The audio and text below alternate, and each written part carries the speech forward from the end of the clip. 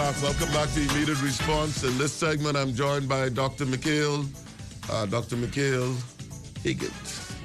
And I paused for that one to give the effect for your father. Appreciate that. All right? Thank you. And of course, another young person who I know the father too, Chegera Pople. Good to see you. My good friend, my big brother, Kelly Burrows' daughter in the house. And this is Kevin's son, Small World, eh? Thank you, indeed. Welcome to Immediate Response, and I understand today we're going to be talking about fibroids.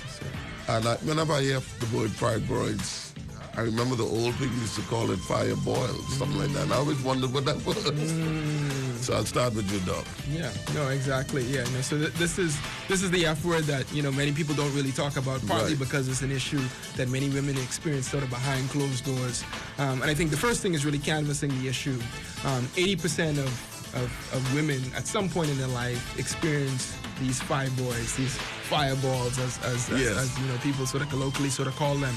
And what they are benign tumors, okay, that sort of occur within the uterus, within the womb itself. And unfortunately, they provoke symptoms that are sort of kind of particularly concerning for many women, and one of which is the heavy menstrual flow. Yes. Okay, that can really sort of drain a woman of her lifeblood. Essentially, you have these sort of kind of tick-like tumors that are sort of sucking blood on a monthly basis, and in the form of period, just dumping blood, oxygen-carrying blood out the body. And unfortunately, these women experience symptoms as a result of that. Lightheadedness. Women come to me, issues with fainting because of obviously the loss of the oxygenated blood.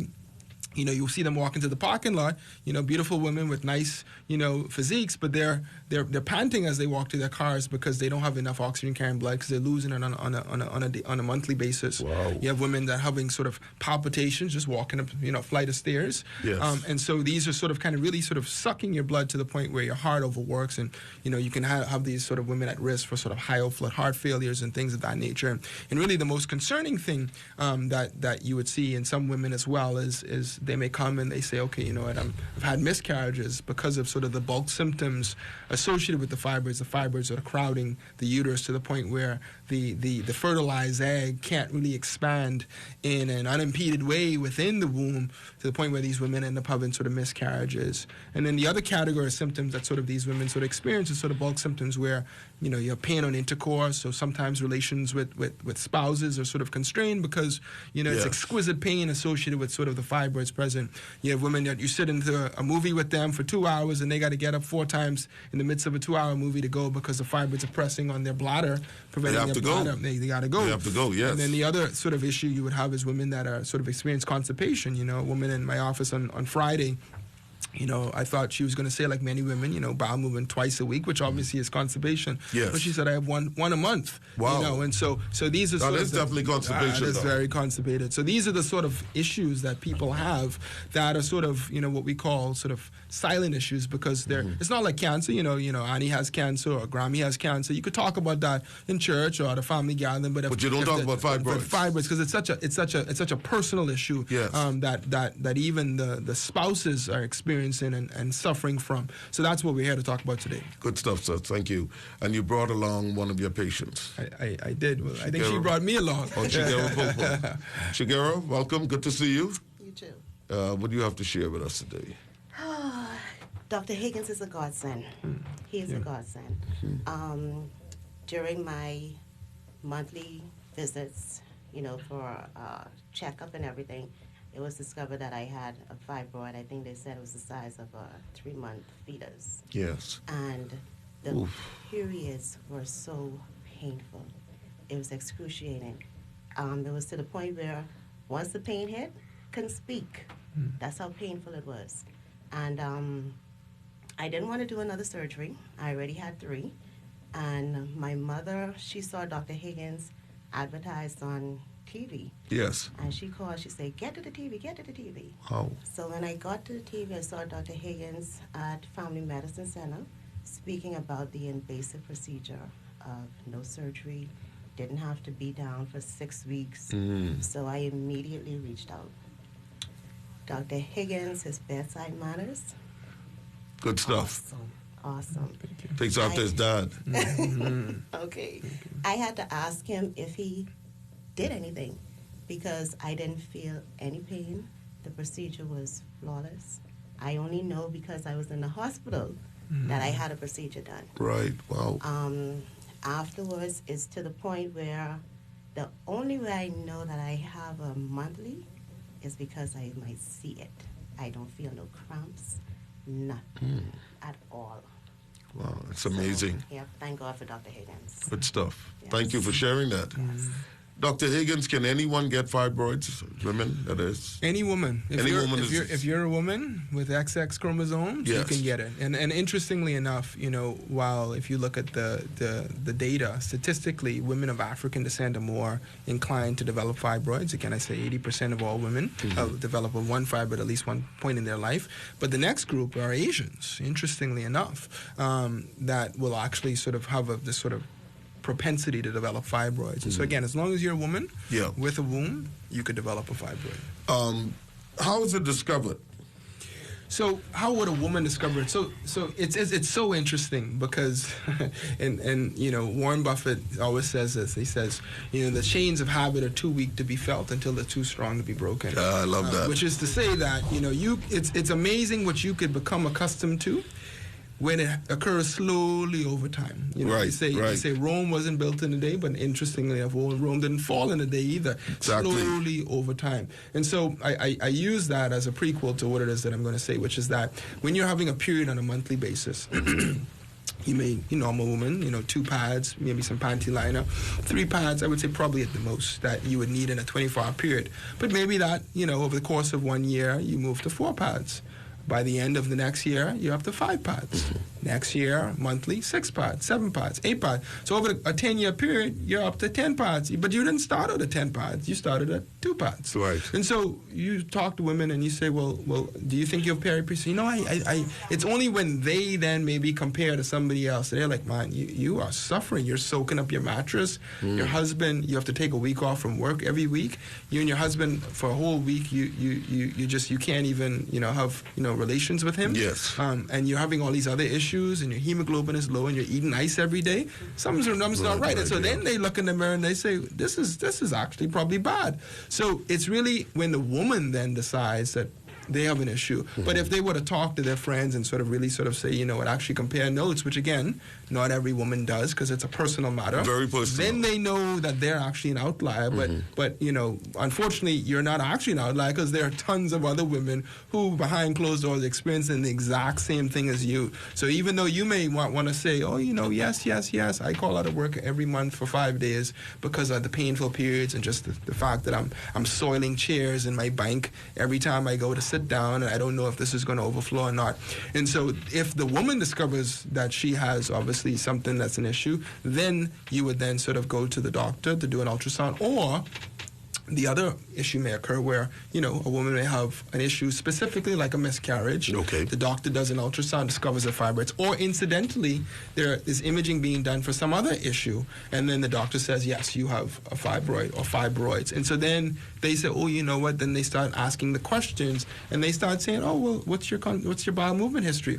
Oh, what's your, hemoglobin? Oh, this and that. And they start putting the picture together. So, you don't just have fibroids. You're actually symptomatic from them. You've just been tolerating it for a long period of time. Yeah. What are some of the options for treatment of fibroids, Dr. Higgins? Great question, Mr. Finlayson. So Thank you. historically, the bread and butter, the workhorse for women has been a hysterectomy, okay? A surgical procedure, an open procedure. Take it out. Take it all out, right? Throw the baby out with the bathwater, just get rid of it. And the beautiful thing about a hysterectomy is that, because fibroids go in an 8 to 15-year cycle, once you're genetically predisposed to having a fibroid or fibroids, even if the doctor does a perfect job and removes all of them, 8 to 15 years later, you're still at risk for developing them again. It's coming so back. The only way to not ever have fibroids ever come into your life ever again is a hysterectomy. Take it all out. The challenge, obviously, with hysterectomy, as some people would share, is that it's a 6 to 8 week down period. Okay, you know, if you're a person who can't shut down your business for 6 to 8 weeks, you know, that's going to be an issue. If you're no, but one quick question. Yeah. With the hysterectomy, the fibroids don't come back. Because your womb is out. The womb is out, so they don't come back. Right. So but in a sense, it's like when people who have breast cancer and they decide to take the breast off, but the cancer returns. Well, that's a little bit of a different situation because the breast cancer is a malignant tumor. Okay. So the biology of that is a little different, right? And so you know, breast cancer can spread, you know, obviously through the blood and other sort of means, you know, direct metastasis. And so if there's cancer in the blood, it could return to another site, right? So that's a whole other category. But we're talking about a benign tumor that's just basically occurring in the uterus. So to give you an analogy, if you have ticks in your house and you have a dog, the way you would you may say, boy, I never would see these ticks ever again in my house. I got one in my bed, I got one. They say, well, where are they coming from? They're coming from the dog. Hysterectomy would be getting rid of your dog, right? Because you say, man, I don't want to see ticks again. The dog is gone. Okay, that would be a hysterectomy. Yes. Now, myomectomy would be basically where you say, all right, I like my dog. I'm not going to get rid of my dog. The Humane Society is great, but you know, I like Lasso.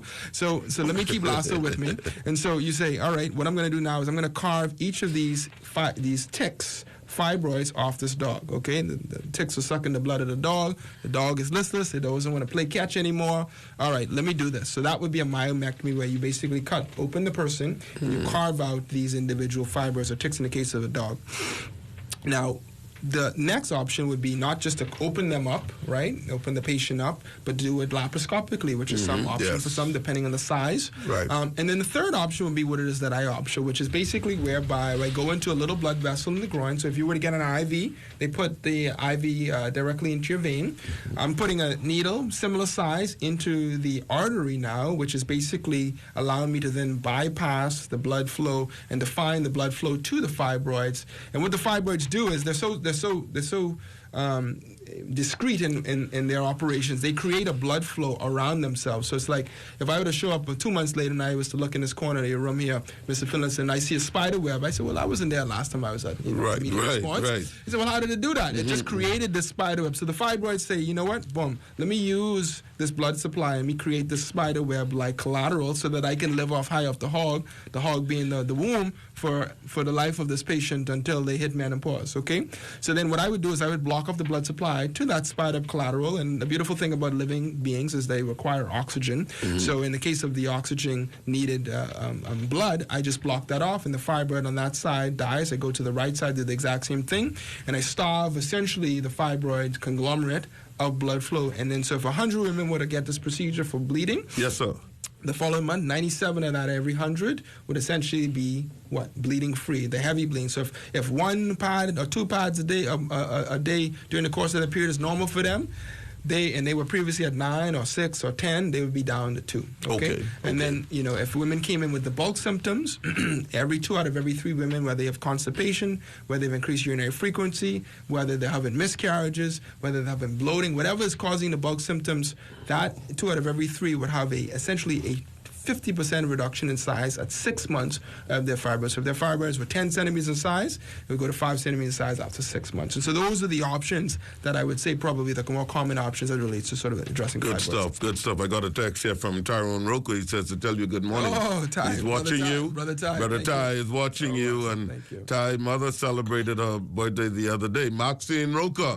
Happy birthday, Miss Roca. Happy birthday, Miss Roca. Wishing you many more. All right, let's continue on, Dr. Higgins. You know, when people hear about fibroids, it's like, oh my, yeah, it affects your entire life, eh? Yes, sir. Indeed. Yeah, and it affects your entire life. Yes. What was your mindset, Chegera, when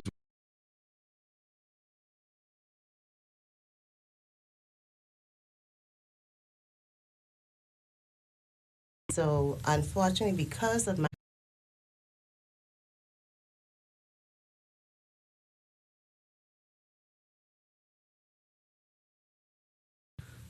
of similar mindset. Yeah, I mean it's unfortunate because again you think about, so prior to me coming to the Bahamas and bringing my services, so I'm the only person in my field in the Bahamas. And congratulations, doctor. Thank you so much. Where did you study again? So I did my training at the University of Pennsylvania. Okay. And I did an additional year of training in interventional radiology at the University of Virginia, and I provided services in private practice in Florida, and then ultimately I spent 6 years in academics working at a medical center in Boston.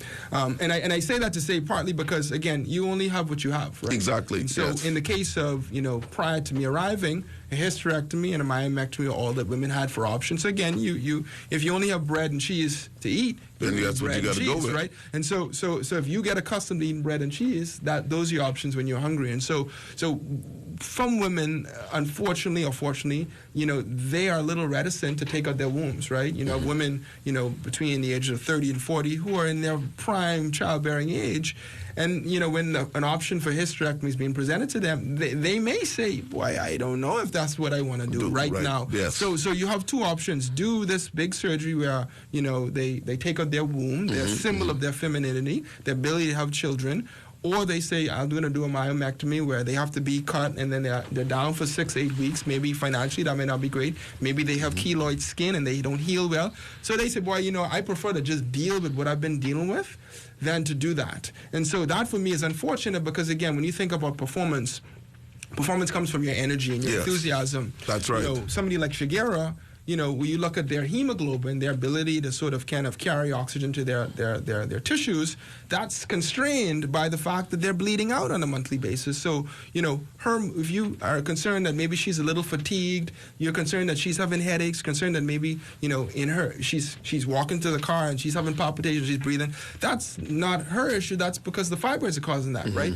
And so she may have found a way to deal with that issue. Again, chains of habit are too weak to be felt until they're too strong to be broken. So by the time she realizes it, she's accustomed to it. She's built up strategies to manage this. Maybe she's not going to go to the gym anymore because that she feels like she's panting. So because of that, she has sort of decided that, okay, I don't want to sort of do this right now. And many women are in the same sort of situation of analysis paralysis where they say, I don't want to do this because the options that are apparent to me don't appeal to me. Right. And so that's something that I've experienced with many women. And fortunately, I have a woman who just saw me on Friday. She was scheduled for hysterectomy this next month in August. She wanted to hug me, by the end of the she didn't have to go through that. She didn't have to go through that. But she was willing to do this. She had put it off for so long, and she had scheduled a hysterectomy, but then she demanded a referral, came to see me, and she said, do I have to do it? She wanted to break down when I told her she didn't, and I said, but ultimately this is your choice because you are a candidate, and now she's going to be scheduled with me in August. Yes, and like you said earlier, you're the only one who does this operation in the country. Yes. And you've been, what's the kind of success rate you've been having? Mr. Finlayson, I've been very blessed, and I feel very grateful that many of the women that I've treated, I'd say greater than 97% of them I've probably had one patient that I've had to go back in because of maybe one fibroid that she didn't have, that in her conglomerate, but after 6 months was still sort of budding. But everybody else, has had sort of amazing results. Good stuff, complete procedure. Yes. Once the complete procedure is performed, technically, so. How long does it last? How long does it take to do the procedure? Yeah, so on average, I would say between an hour and 2 hours. Okay. But we talk about the fact that some women wait very long. Chegera is smiling. So you talk She's about smiling. She's smiling. And here's why, because you have some women that wait so long. Yeah, before they do it. Right. So in the U.S., hour to 2 hours is normal because women, they say, I got an issue. They jump in. It's the same procedure to Condoleezza Rice had in 2004. I'm ready to go. Yes. So they know about it because, many celebrities have had the procedure. In the Bahamas, women wait for a long time. They come with little penguins inside them. And are they kind of stubborn? Well, the fibroids themselves. They're not stubborn. Well, you're talking about the women or the fibroids? Yeah, the women. I can stay out of that one. So let me take a step back with that. But they have little penguins inside them, the size of little penguins, these fibroid conglomerates. And so, what would have, been like a third of that, what I would have taken an hour and a half to do. Now it may have to do it in 3 hours, but we get the job done. Whatever it takes, they say, how long does it take? I said, as long as it takes to get the job done. Right. I tell every patient that. I say, but on average, between an hour and 2 hours. Good stuff. Thank you. Thank you, sir. Chegera, any comments, other additional comments, my dear? from your experience with this great doctor? Ladies, I encourage you. Dr. Higgins, he will make your life easier, give you your life back. So if you're second guessing it, don't, get your life back, reach out to Dr. Higgins and have the procedure done. Thank you. Thank you.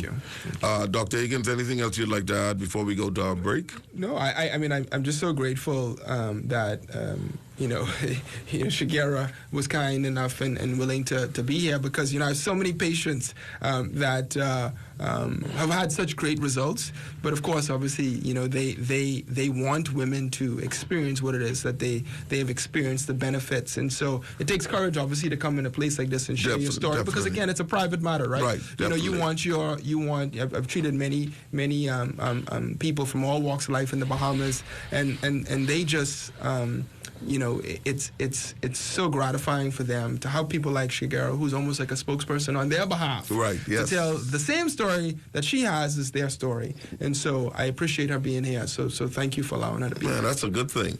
How long does the healing process take? Yeah, and that's something certainly that Chegera could speak to as well. How long does the healing process take? 1 week. 1 week? 1 week. That's all? I was down for a week. Wow. I was down for 1 week. Wow. Yes. Wow, that's it. Yeah. 1 week. 1 week, yeah. So they're in the hospital. We do the procedures at Doctor's Hospital in the cath lab. Fantastic staff there, and Nurse Clark and Jagan, my tech, and then the maternity ward is where they would usually sort of be admitted, and then the following day, and that's just for sort of kind of post-procedural sort of symptoms, and then the following day they're discharged, and then we have a very tightly regimented medication regimen to manage the symptoms post-procedure. On clockwork, we make sure that everything is being taken over the course, and by the 7th day, all the medications are done. I'm in touch with the women, every day on WhatsApp, and I tell every woman that I'm in touch with that I do the procedure, and I said, now you're a member of the community now, and so every day I'm in touch with them during the 7 days. Sometimes they probably don't even want to hear from me. They can text me in the morning, mine at 6 o'clock in the morning. Why you texting me? Making sure that they're okay, and then that's a good 7th thing. Well, thank you, sir. And then the following week, we call the first week restful recovery, and then the second week is active recovery. So you give them this 2 weeks off from work, and then they work back up to whatever their regimen was, in terms of the gym or exercise. Yes. And by the second week, they're back to work like nothing ever happened. One of our Facebook viewers sends a comment, and Glenda Miller. Good morning, Glenda. She says, good morning to you and your learned guest, Mr. Finlayson. This is a very, very informative discussion. Thank you, sir. Thank you, Glenda. I appreciate you for tuning in every day via our Facebook page. We still have about 2 minutes before we go to our break, so I'm gonna leave that 2 minutes to Chegera. Anything you'd like to add before you leave us? I guess at this point, the only thing I would like to say, like Dr. Higgins said, after the procedure, he reached out every day, even though he was not here. He made you feel like he was a part of your life, and even after the procedure, I think I had about 2 years ago, Dr. Higgins, he's like family. He's like family. Yeah. I know my husband is happy and grateful for him. Yes, of course. Yes. Of course. Yes. Your husband is a smart man. Yeah, he's a smart man. That's good stuff. Yes. So, there are different types of fibroids? Yeah, so they're all they're all sort of muscular tumors, but what makes them different is where they occur in the uterus. Okay. Right? And so some of them occur, if you think about the uterus as a little hot air balloon, the outer portion of the hot air balloon, a little skin, that's the serosa. So anything sort of deep to the serosa, we call them subserosal fibroids. When they occur within the wall of the uterus, call them intramural fibroids, a little deeper, sort of close to sort of where the lining of the uterus is, that sort of sloughs off in the form of a period every month, which is called the endometrium. Just deep to that layer, it would be called submucosal. And the ones that sort of jet into, on a stalk, into the sort of endometrial cavity, we call them intracavitary. And the ones that jet out outside the uterus, we call them pedunculated. They usually hang off on a stalk. So they're all different types of fibroids. Okay, so, okay, yeah. Okay. So everything that occurs in the uterus, we treat as fibroids, yeah. Okay. Theodora Young says, very informative. Thank you, Theodora. Thank you, Theodora. We're going to go to our break now, but when we come back, we'll continue our discussion. Chegera is going to leave us for the time being, yes, and we'll be joined by someone you've known for a long time. So stay tuned. Don't touch the dial. We're coming right back after these messages.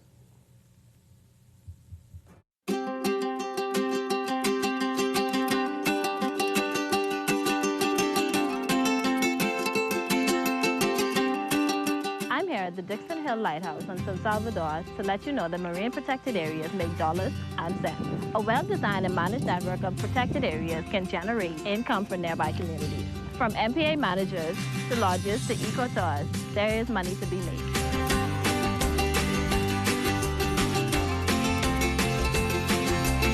Healthy marine ecosystems help to protect our islands from climate change and other impacts that we cannot control. Healthy coral reefs help to break down big waves, and mangroves absorb storm surge and help to protect our coastline.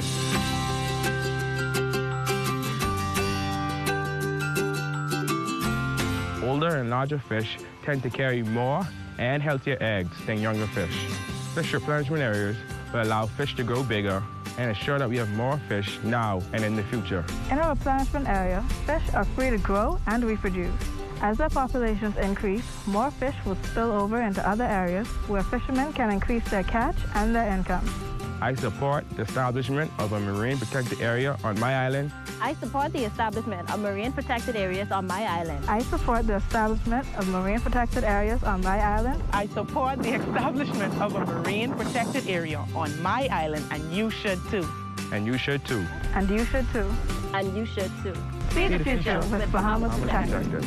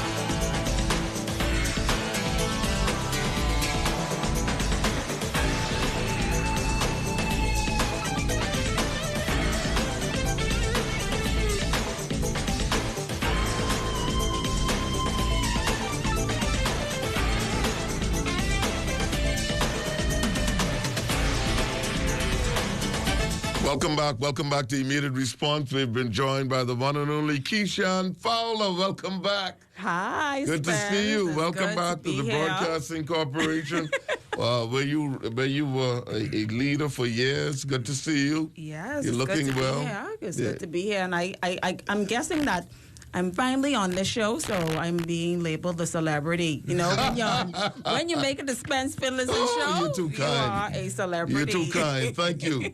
Tell us about your relationship and your goings on with this good doctor, please. Oh, where do I begin? Spence, has been a journey for me, and especially being a young woman and dealing with fibroids. And like mentioned earlier, something that you get used to when it relates to the symptoms and realizing like, hey, I don't have to go through this. I don't have to suffer. This isn't normal. Yes. And for me, I frequent the doctor. I kept abreast because I knew I had this about 10 years.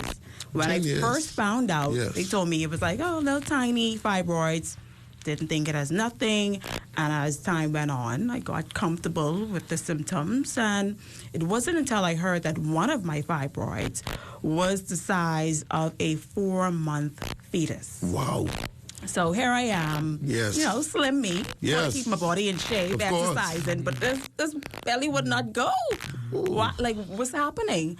Not only to discover that, hey, this fibroid is really big, and having other multiple fibroids in conjunction with that, and having the heavy bleeding on certain days, and the cramping. Oh, the cramping was bad. The cramping was bad. The bloating. I changed my diet, saw a little change, but Yeah. And I started to do my research. Because and that's the kind of person you are. I read, I research, because I did not want to have a myomectomy. That was the option presented to me at that time, and I'm like, I'm a woman on the go. Yes. I can't be down for 6 to 8 weeks. That's a long time for you. That's a long time for me, Spence, and I don't want to get cut. And I came across Dr. Higgins, and I was like, okay, before I make an appointment to go see this man, yes, let me read about this procedure. And I read about the procedure, I watched videos, and I made that decision to go and see him. And it was smooth sailing from there. That's good. And he can tell you, when I first visited him, I had questions because I knew what this procedure was about, and he was so in tune about what I was experiencing, and it felt so good to know that, hey, this man is very knowledgeable. Yes, in what he does. Yes. And I don't have to go abroad. That was the good thing. Right. I did not have to go abroad. Use my good insurance. Yes. I could stay right here in the comfort of my home and get service. Yeah, What advice did your lovely mother give to you? Who works in the field? And what advice did she give? That's the thing, Spence. Like, she went through this. She went through this, and of course, I didn't want to do the route she did. She did not know when she did the hysterectomy. It was no care in the world for the womb, but I'm still a young woman, so she supported me in my journey in getting this, dealt with. Yeah. That's a good story. Mm-hmm. Thank you for sharing that. Yes. You want to add something to that, Dr. Higgins? No, I mean, I think, hearing from somebody like Keeshan, who is a patient who is not just any patient, she is a sophisticated patient, a thoughtful patient, somebody who really sort of kind of did due diligence before sort of kind of crossing over into sort of this treatment realm for consideration. And so, I remember sort of meeting with her, and she was on point with all of the questions. She did her research. Always. And, she did her research. And when I meet with a woman, I always sort of give them sort of the soup to nuts, okay, the A to Z as it relates to sort of, so everybody would have heard everything at once, so that's how I approach everybody, but she was very thoughtful. A lot of things that I shared with her, she had heard before, she had researched, and so she was a very informed patient, even prior to me sort of, engaging her, her engaging me, and so I really appreciated that, and what's so interesting is that when you have a family member that has experienced this, and you see their suffering, and you don't know that at some point their suffering will be your suffering. Mm-hmm. And so when that happens, fortunately, unfortunately, you do have an option to consider what they did, because you say, okay, well, this is what they did, this is what their options, that's the decisions they took, and I appreciate them, and I respect them. But to then say, you know what, actually, I'm going to do something a little different. Yeah. I'm going to choose me, and I'm going to choose me in a way where I'm going to go against what's considered the grain, because maybe I don't have friends who've experienced this before. Maybe I can't call up 5 people who've had this procedure, but I could call up 5 who've had the uteruses removed. Right. To do that, I think takes great courage, right? And so for me,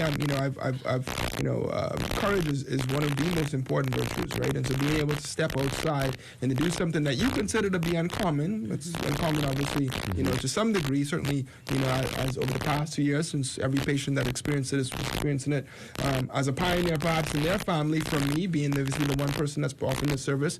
But she did this, and she is now in a position to really sort of accrue the benefits and the dividends of that choice. So I just want to commend her for that and acknowledge her for being here. Good stuff. Shaniqua Lang is tuned in, watching this program this morning by our Facebook page. Who are some of the women who are candidates for your treatment? What do you call it? Because she used a word that I want to... So procedure, the procedure. Intervention, those would be the two things. Or who are some of the candidates for you? Because you don't do surgery. No. Any woman that has fibroids as an issue is pretty much a candidate that should see me. Yes. Right? So there's really, that's really it. Some people say, well, what about, but my fibroids are so big. I say, there's really, we've done the research, we've done, provided the literature, with data that suggests that there's no size limit to what we can do as interventionalists with the uterine artery embolization procedure specific to fibroids. So I've had women who've come to me, with, ginormous fibroids. You've been able to I mean, you would think they have twins. Yeah. Because of the size of the fibroids, right? And so hour and a half. Let me understand something. The fibroids, because Keeshan was saying something about that. The fibroids cause the stomach to... Yes, yeah, and I mean, Keeshan is, she's like a, a documentary journalist.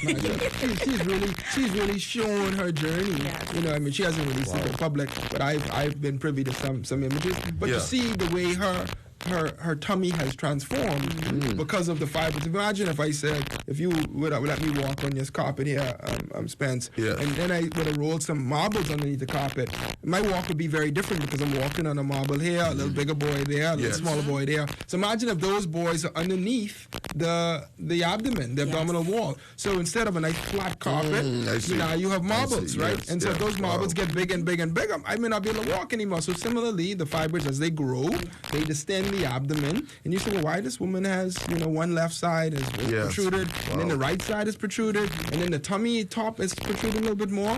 And so I have a woman who's an exuma who I treated, and she said the same thing. She said, I provide classes, and when I provide these classes, people, I'm looking at myself in these positions, and I'm seeing this, because she's a slim person, fit person, but there's nothing that you could do that can eliminate that. No sit-ups that'll get rid of that. Wow. Because it's the marble and then the carpet. It's not the carpet itself. Yes. So now if you treat the fibroids, then your work in the gym can actually be seen. Yes.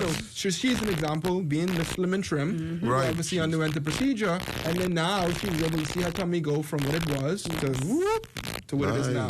Good stuff. Impressively so. Karen Marsh says, good morning, great informative show. Thank you, Karen. Thank you, Karen. Yeah,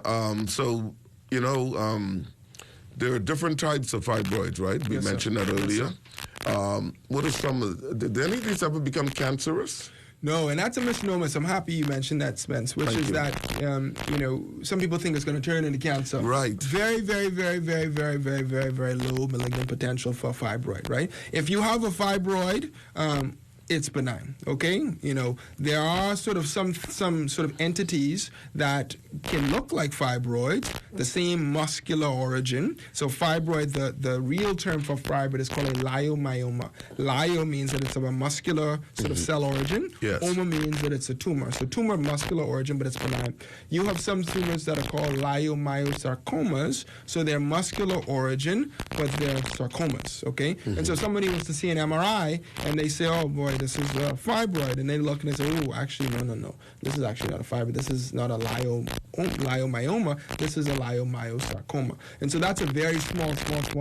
And I think they did a study where some of my colleagues from University of North Carolina, Chapel Hill, and I think the number was about 300 and 400, where for every 400 cases of women that may think they have these issues, may actually be a cancer. And so that is to say that more commonly, it's just a fibroid, right? Okay. So it's like lice versus ticks.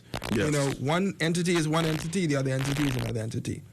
Good stuff. Thank you. Keeshan, anything you'd like to add and advice for women out there who may be experiencing some challenges right now and don't know what to do, don't know where to turn, and don't know which way to go? Yeah, for starters, I would like to encourage every woman under the sound of my voice to go and see your doctor. Yes. I don't know what it is to be afraid to go and see the doctor. Usually men are afraid. Men don't like to go. You find that a lot of women are afraid as well. No, really? Yes. Women too? Like, you find that a lot of women, they are hesitant to go to the doctor to get their regular check, do their physical, and, just have that conversation. A lot of women don't probably even have a gynecologist. Wow. And do an ultrasound and have conversations, because they think that having cramps, having bloating is normal.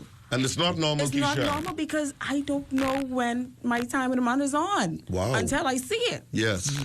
Before then, I'm experiencing symptoms leading up to that day, and Lord have mercy, when it's on.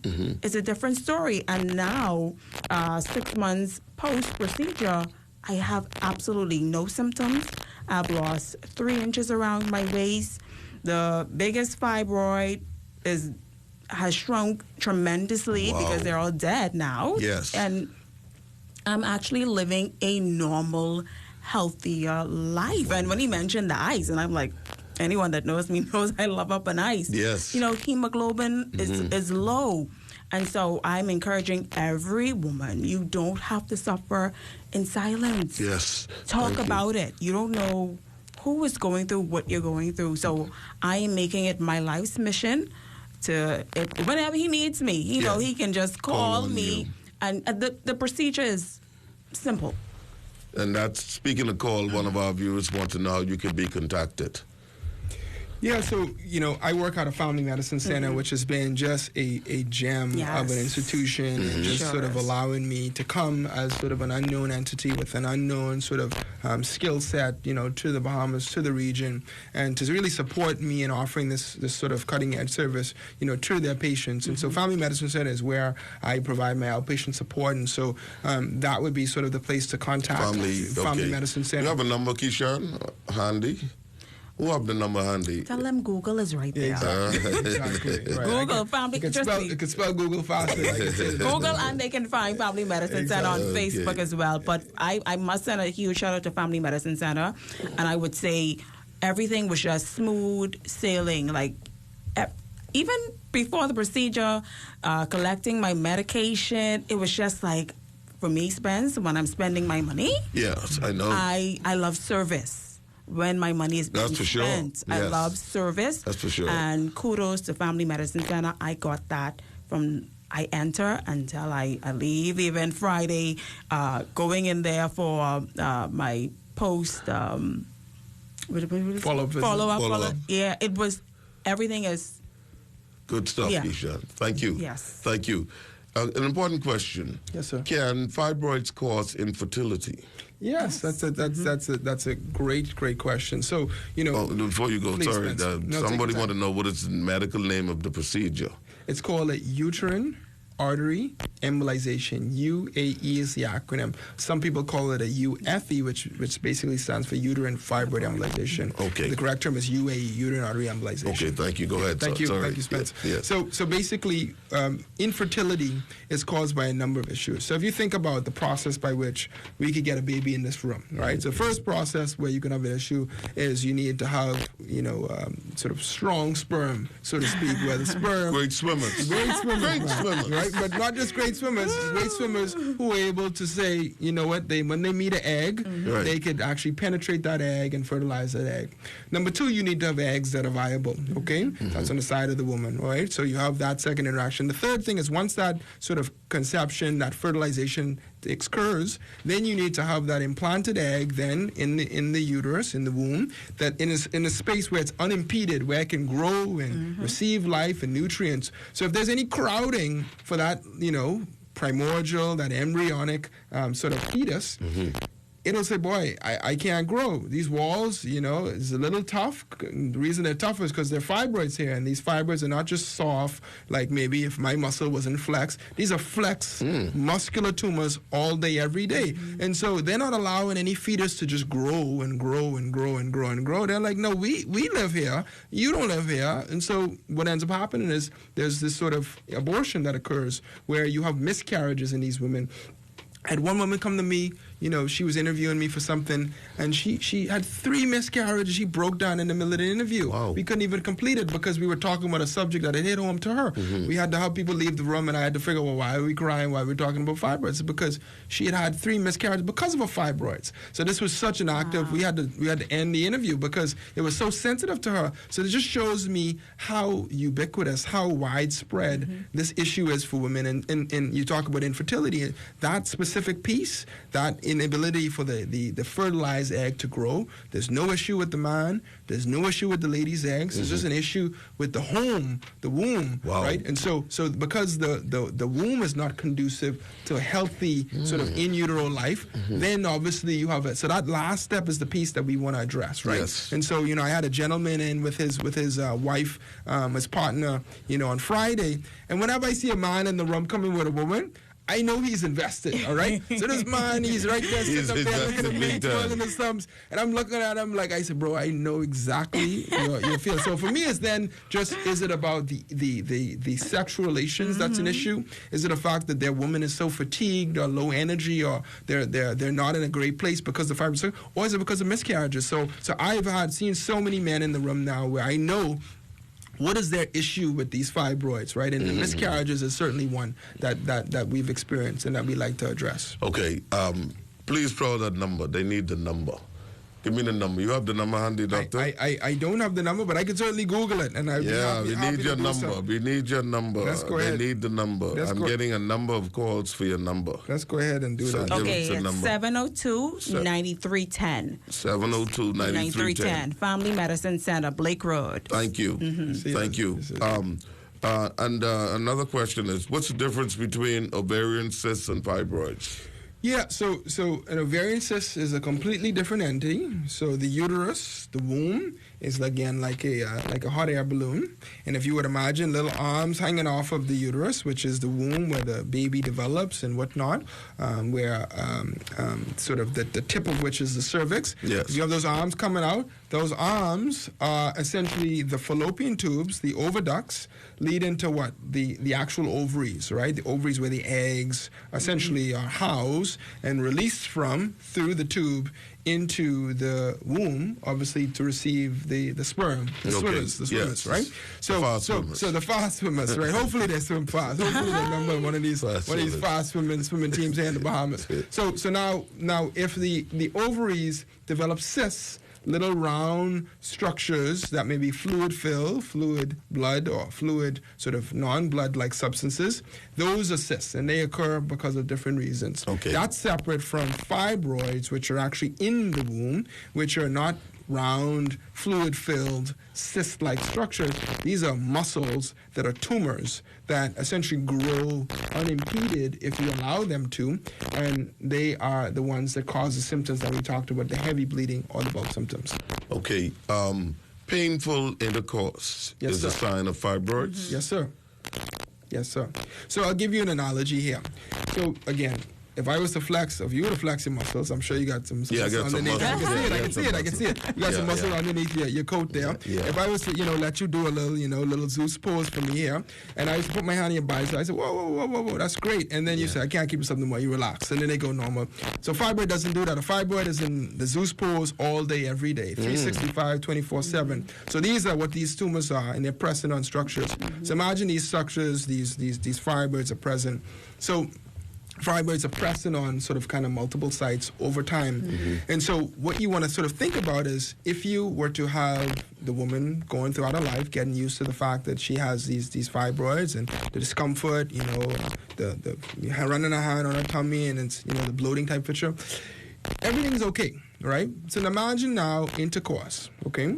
So intercourse is kind of like if you were to go to Africa and you were to see those women carrying those big, heavy sort of fruit baskets on their head. You say, man, how you can carry a fruit basket on your head? You say, well, I wonder if they have any pain. When you go and you shake them by the shoulder, the first thing to do is grab their neck, right? Because now they feel it, right? They've been able to balance it all along, but now you come and you feel it. So imagine now, women carrying these fibers all along now, these heavy ones, they're muscular, and they're enjoying it. But now you go and you start adding the penetration, that penetration is like that woman grabbing her neck. It's exquisite pain now, because now the actual weight, the load, those fibroids are now moving and hitting other structures, and so you then feel that exquisite pain. So some women are almost averse to sex because it's so painful. Yes. And the men don't understand it. Right. Because they 5 days, 6 days out of the month, the woman is not their self anyway, because they're dealing with, screaming bloody murder, because it's so bloody in terms of what they're dealing with. But now they also, the other portion of the month,